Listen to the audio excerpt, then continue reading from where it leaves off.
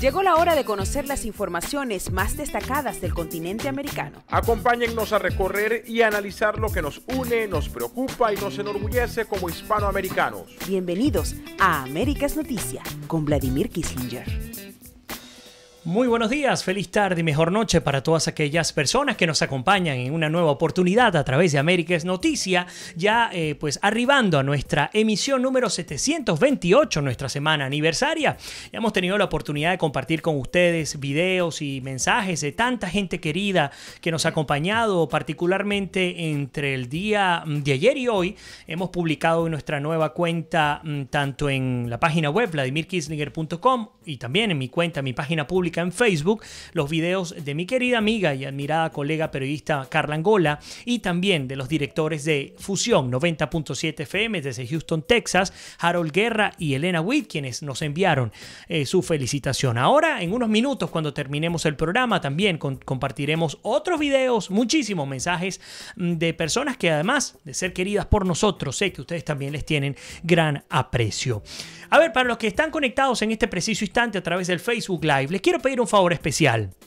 Hoy tenemos un invitado muy especial y se trata de Eudio Omar Barbosa, un gran venezolano que particularmente respeto, admiro y aprecio con muchísima fuerza. Eudio, además de ser profesor, tú fuiste profesor titular de la Universidad del Zulia, ¿no? No es cualquier cosa llegar a ser profesor titular. Por allí te voy a contar algo que me pasó con un venezolano y hablando de la inmigración justamente y de los profesores titulares, ¿no? Pero Eudio, además de ser profesor, haber sido profesor de la Universidad del Zulia y además seguir con su, bueno, es que lo académico nunca sale de la sangre, es escritor y creo que fue el año pasado, finales del año pasado, comienzos de le presentamos justamente el libro que ya por allí lo tengo, aquí de nuevo Eudio lo ha traído, Emigrar a los Estados Unidos, la resiliencia del venezolano. Estuvimos hablando de casos exitosos publicados en este libro. Eudio sigue escribiendo y justamente pues lo hemos traído a partir de la discusión que se presentó el día de ayer, que tenía que ver con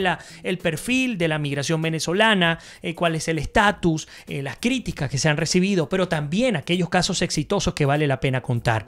El favor que les quería pedir es que hoy, no entiendo por qué, primera vez que me ocurre en 3 años, el Facebook se bloqueó cuando tratamos de transmitir en una primera oportunidad. Se bloqueó completamente el Facebook y pues una vez que lo logramos reactivar, no pude compartirlo con todos los grupos que normalmente con los cuales lo comparto. Así que les voy a pedir especialmente, más que en cualquier otro día, que me ayuden el día de hoy compartiéndolo en sus perfiles personales o con los grupos que ustedes consideran. Le dan abajo donde dice share o compartir y allí dice, por ejemplo, compartir a un grupo y lo colocan en los grupos que ustedes consideren que vale la pena, por supuesto, incorporarlos a la discusión del día de hoy. Desde Alaska hasta la Patagonia, entérate de todo lo que pasa en nuestra América. Eudio, bienvenido a tu casa, contentísimo de tenerte como de costumbre acá, un honor. Y bueno, te contaba fuera del aire y a ustedes también los incorporo. Veo que rápidamente saludo. Rebeca Bonacín está con nosotros, Berta María Araujo, Isabel Aguiar, Elías Prato, José Luis Barrera también dice regresando de vacaciones, Edgar Daniel Díaz, Ivonne Aristigueta, María Aguilar, María Elena Flores, muchísima gente querida con nosotros. Por ejemplo, Claudia Aldunate también nos saluda desde Bolivia, nos dice preocupados por la realidad política de Latinoamérica, el fenómeno llamado socialismo. Bueno, muchísima gente querida conectada en este momento. Ya les voy a enviar saludos a cada uno, pero te comentaba fuera del aire. Ayer, Eudio, estuvimos hablando, y de hecho hoy les tengo el material completo, sobre un material publicado por el Servicio Jesuita para los Refugiados. Tú conoces mi relación con los jesuitas, viniendo a la Universidad Católica, sé que es gente seria, sé que tú también los conoces. Y publicaron pues un estudio demográfico de segmentación para identificar el perfil de esos emigrantes. El hecho es que en el marco de lo que ocurría, y hablando por ejemplo de elementos como ayer abordábamos lo que está ocurriendo en Perú, en Ecuador, se ha declarado en emergencia Quito, emergencia humanitaria institucional para poder ayudar a los venezolanos. Se calcula que un promedio de 4.000 venezolanos llegan diariamente a Ecuador. y no es el primer país de preferencia de los venezolanos. El primero es Colombia con 37.5%, después viene Perú con algo más de 36%, luego viene Ecuador con un poco más de 12% y así va bajando. Antes Estados Unidos estaba entre los primeros, si no era el primero no llega ni al 1%. Así es. El hecho es que esa migración ha cambiado en forma y fondo, es una realidad, no la podemos ocultar. Digamos que han existido distintas etapas de los perfiles de quienes han emigrado. Pero tú eres experto en la materia y me gustaría que nos pudieras hacer un esbozo en estos últimos 20 años. ¿Cómo visualizas tú esas etapas de migración de venezolanos hacia pues, nuestro continente, incluso un poco más allá? Bienvenido, Eudio. Muchas gracias y felicitaciones por tu aniversario. Gracias. Y un saludo muy cordial a tu querida audiencia. Bueno, efectivamente, la inmigración venezolana o la migración de Venezuela hacia otros países antes era muy escasa. El venezolano no acostumbraba a emigrar. No eran más de 50.000 venezolanos que habían salido antes del fenómeno de la peste chavista. Después que se presenta el chavismo, digamos en los primeros 10 años, el fenómeno no se acentuó, aunque algunos salieron, aumentó la inmigración, pero en los últimos años el fenómeno se volvió como una epidemia, por decirlo así. Es un problema que se ha acentuado y se sigue acentuando exponencialmente. Sí. En un principio, las primeras oleadas de venezolanos que salieron fue sobre todo la clase media. Y esa clase media, cuando uno ve las estadísticas, es una clase media muy educada, ¿verdad? El 70% de los venezolanos que salieron o que salimos al principio, digamos hace unos 8 años para acá, el 70% tiene grado universitario. Que fíjate que contrastando lo que estás comentando de aquel entonces, ahora ha bajado un poco, pero aún sigue siendo importante. El 59.2% de los venezolanos, estamos hablando de unas cifras de hace 2 meses. Ok. Totalmente actualizado. 59.2%. Claro, el porcentaje ha disminuido porque ahora digamos los venezolanos que salen en mayor cantidad no tienen el mismo grado de educación. Pero cuando eso lo comparas tú con el porcentaje del resto de la inmigración latina, el resto de la inmigración latina no llega a un 15% de grado universitario. Y los venezolanos que salen también, sobre todo en esas primeras etapas, el 40% tenía un magíster y el 12% un PhD. Sí. O sea, que esos años de bonanza que nosotros tuvimos, esos años de formación, de formación de nuestra estructura social, lamentablemente se fue a otros países. Sí. Cuando tú comparas inclusive con los graduados universitarios de este país, los propios de acá, americanos, no llegan a un 35%. O sea que esas primeras oleadas de venezolanos que salimos fue una inmigración muy educada, académicamente muy capacitada. Sí, sin duda. El otro elemento que llama la atención de esa inmigración, y por experiencia propia, y fue uno de los motivos por los cuales yo escribí este libro, es que muchos de esta gente, sobre todo jóvenes, bueno, que los papás de mi generación me decían, mira, Eudiomar, ahí te mando el hijo, ayúdame, oriéntalo, etc. Yo decía, no va a aguantar. Porque eran muchachos que habían sido creados en buena familia, con condiciones muy cómodas, sí, con privilegios, una formación excelente, unos privilegios. Sin embargo, chicos, llevan acá, hacían trabajos muy fuertes. Ahí está el caso tuyo. Sí. Tú lo dices en lo que tú describías en estos días en Instagram o en Facebook. En mi artículo de celebración, el primero que publiqué. Sí, bueno, tú instalaste cosas que nunca habías hecho. Sí. Instalaste lavamanos, qué sé yo. Ese venezolano no se queja. Y eso me inspiró a mí a decir qué madera está hecho el venezolano. Sí. La resiliencia del venezolano es eso. Entonces, por supuesto, en la medida que ha aumentado el número de inmigrantes, no se sabe cuántos somos los que hemos inmigrado, pero algunos dicen 4 millones, otros dicen 5 millones.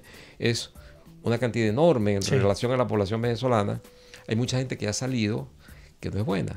Pero digamos que es una mancha dentro de la sábana blanca que representa la inmigración venezolana. Buena manera la inmigración venezolana es una inmigración educada, es una inmigración trabajadora, respetuosa, es una inmigración unida, es una inmigración que tiene una cantidad de virtudes que en otras inmigraciones no se da.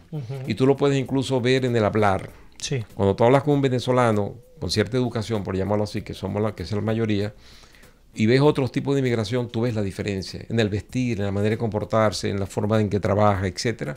Es excelente. Y que incluso no va más allá de la clase social en la que esté. Es decir, el fenómeno de la educación en Venezuela en efecto logró transversalizarse en las clases sociales. No era un tema exclusivo de los que tenían la capacidad para estudiar, sino no, básicamente todo o la gran mayoría de los venezolanos tenían capacidad de formarse. Entonces incluso aquellos que de la nada fueron construyendo su futuro, estudiaron, etcétera, y están afuera, pues también se siente esa diferencia, que era lo que tú comentabas. Ahora, pero lo que sí es cierto es que una cosa es cómo lo vemos los venezolanos y otra cosa es lo que ocurre de cara a cómo lo ven nuestros hermanos, sobre todo latinoamericanos, porque digamos...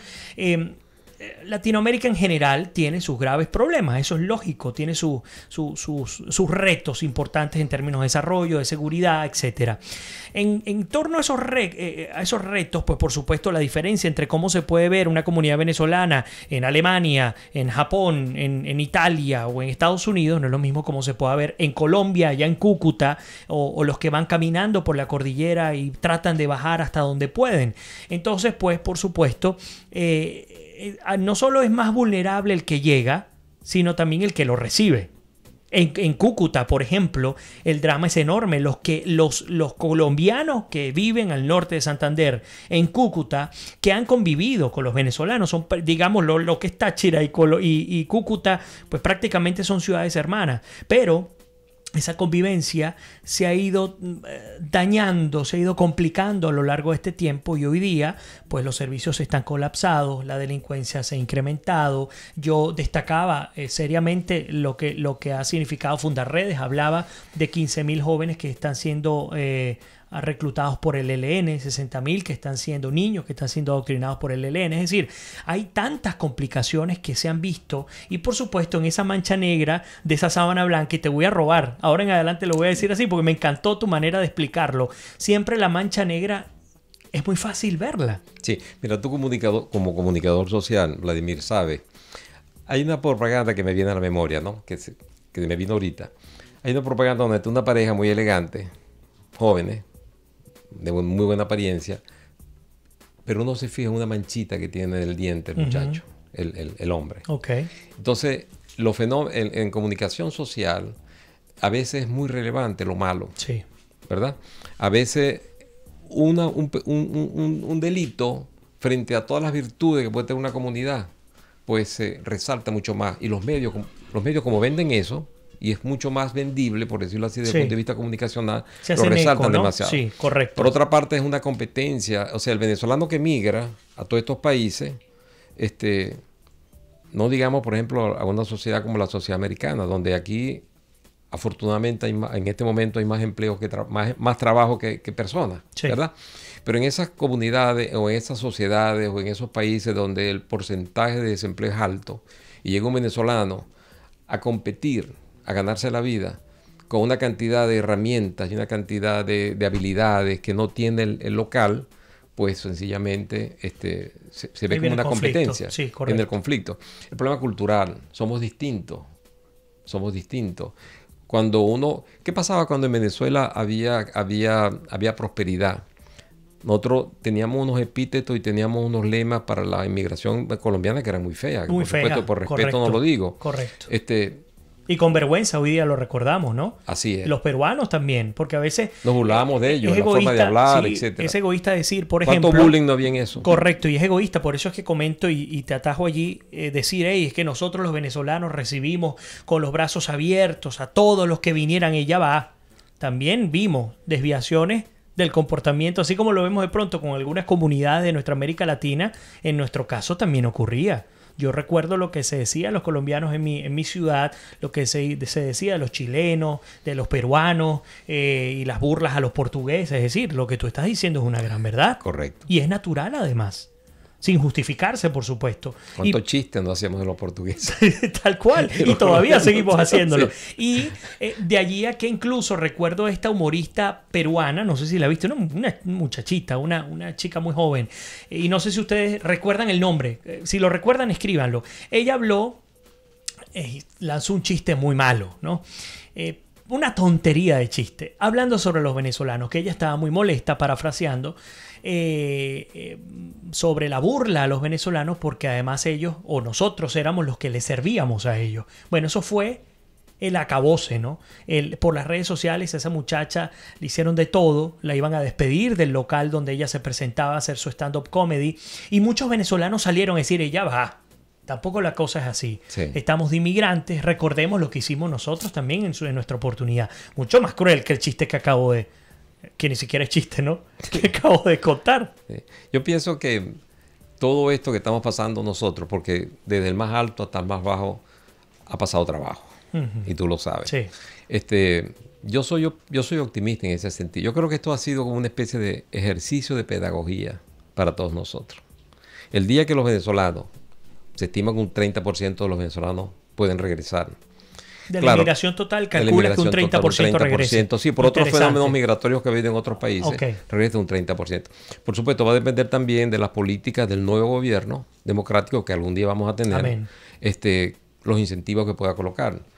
Créditos para vivienda, ofrecimientos de trabajo, qué sé yo, las facilidades que pueda dar para reinsertarse otra vez en una sociedad que los va a necesitar. No, incluso buscar profesionales ya con características adaptadas a los países de donde vienen, ¿no? Porque es una ventaja. Ahora tú como empleador llegará algún momento que estés en Venezuela y digas, ahora yo quiero uno que tenga este perfil, que tuvo tal experiencia en Suiza, por ejemplo, y tendrás la oportunidad de recibirlo, ¿no? Es una ganancia. La cosa está interesante. La empresa que tengo todavía está abierta en Maracaibo.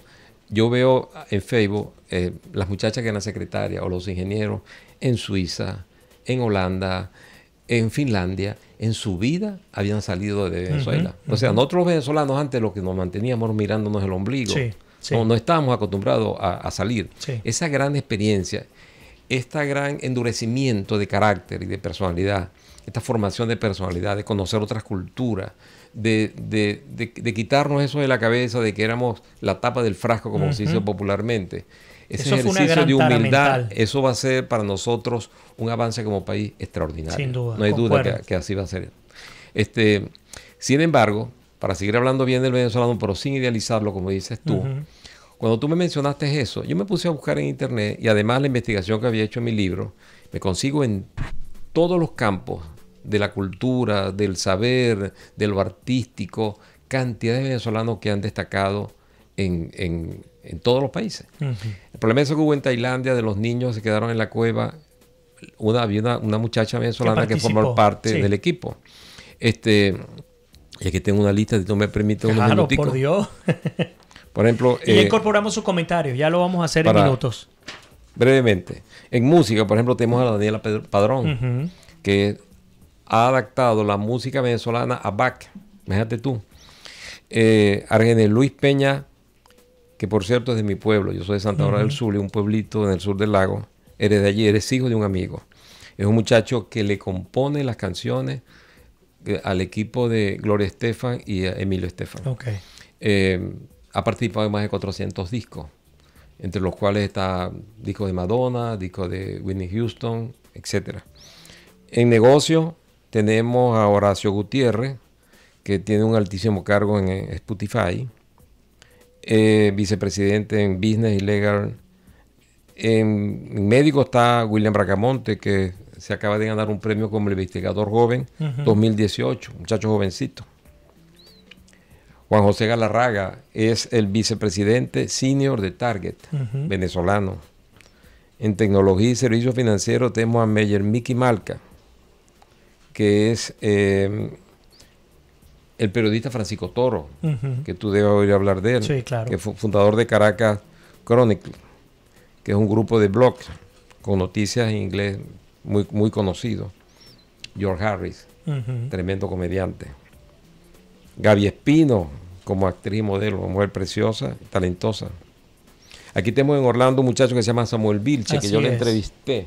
Samuel Vilche se ganó tiene como $500,000 en beca, entre ellos el Game Millennium Scholarship, la Coca-Cola Scholarship. Este muchacho ha sido el mejor estudiante en los últimos 60 años de Orlando. Wow, no lo sabía. Y está estudiando ahorita en la universidad. Venezolano, eso es correcto. Tiene 21 años, está estudiando ahorita en Princeton University, en New Jersey, que fue calificada como la mejor universidad nacional de los Estados Unidos en el área humanística, de política y demás. Y así como ese, tenemos también a Engol, a Jonathan Vega. Caricaturista, Eduardo Sanabria, Quejedo, talentosísimo. En los científicos, a Carlos Tomás Mata Noguera, reconocido como científico del año por la NASA. En tecnología, Evelyn Miralles, que dirige el programa de realidad virtual para entrenar astronautas de la NASA. Tenemos aquí cerca, ¿no? Y tenemos hasta un héroe, que es Antonio Borges, que fue héroe en Parlan, cuando hubo el tirador este que entró y mató un poco de estudiantes, muchacho. Correcto. En medicina, el doctor René... quedó herido, pero afortunadamente sobrevivió. El doctor René Sotelo en medicina. En ecología, el doctor Ernesto Medina. En esgrima, Rubén Limardo. Entonces, hay demasiado talento venezolano regado por todo el mundo. Sí. A donde tú te vayas. Entonces, bueno, porque hay un malandro que se escapó y no se puede. Además, Venezuela ha tenido 20 años de orfandad educativa. Y ha tenido los peores ejemplos. Los gobernantes deberían ser como los padres de la nación, entre comillas. Y lo que tenemos son unos malandros en el poder. Sí. Entonces, psicópata, como lo llamó el papá de Juan Requesi, y es verdad. Entonces, este muchacho que se formó en ese ambiente, en esa sociedad, no le podemos pedir otra cosa. Y sobre todo si llega a un ambiente en donde no consigue comida, no tiene trabajo, donde desvinculado totalmente de cualquier ambiente familiar, desprotegido, durmiendo en plaza. El hambre es muy mala consejera, hermano. Sí. Es muy mala consejera. Y por supuesto, bueno, el entender que más allá del impacto, aquí tenemos la otra cara. Así que es la cara, además, mayoritaria, ¿no?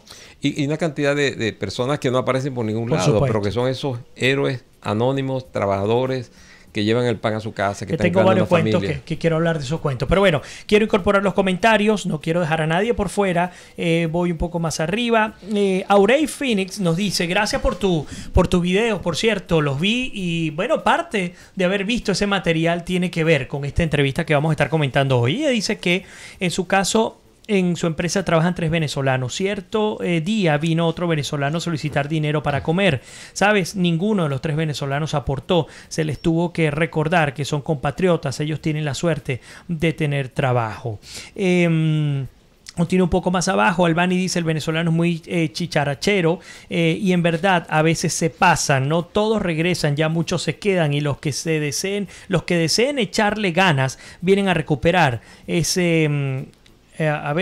me imagino ese huesito que nos queda. De Aguiar dice, saludos desde Maracay, Aragua, Venezuela, felicitaciones, gracias Isabel.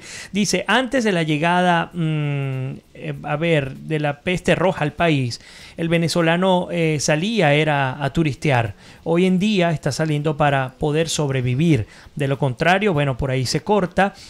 Por allí, bueno, nos dice Berta, siempre oyes chistes sobre portugueses y nunca me sentí ofendida, decía Berta María Araujo. Beatriz Wasserman dice, los venezolanos sí estábamos acostumbrados a salir de turismo, así conocíamos otras culturas, pero regresábamos. Acuérdense que estaban las becas Gramarical de Ayacucho, pero por supuesto, muchos pudieron estudiar afuera, pero regresaban a Venezuela a ejercer. Sí, Beatriz, pero ese fue un porcentaje bien reducido. Cuando 10.000 sí, cuando Eudio se refiere a que el venezolano se quedó viéndose el ombligo, que en efecto la inmensa mayoría no conoció otra realidad que la venezolana. Esa es una de las causas que generaron las taras mentales, entre ellas lo que decías, el nivel del venezolano, y otra que es el capitalismo, que es el comunismo, que es el socialismo. La gente no tiene ni idea, sobre todo los que nunca llegaron a salir, qué son estos conceptos, ¿no? Que están allí en la psiquis del ciudadano común. Bueno, pues esto es una causa, o mejor dicho, esta es una consecuencia de esa causa que implicó el no poder conocer más nada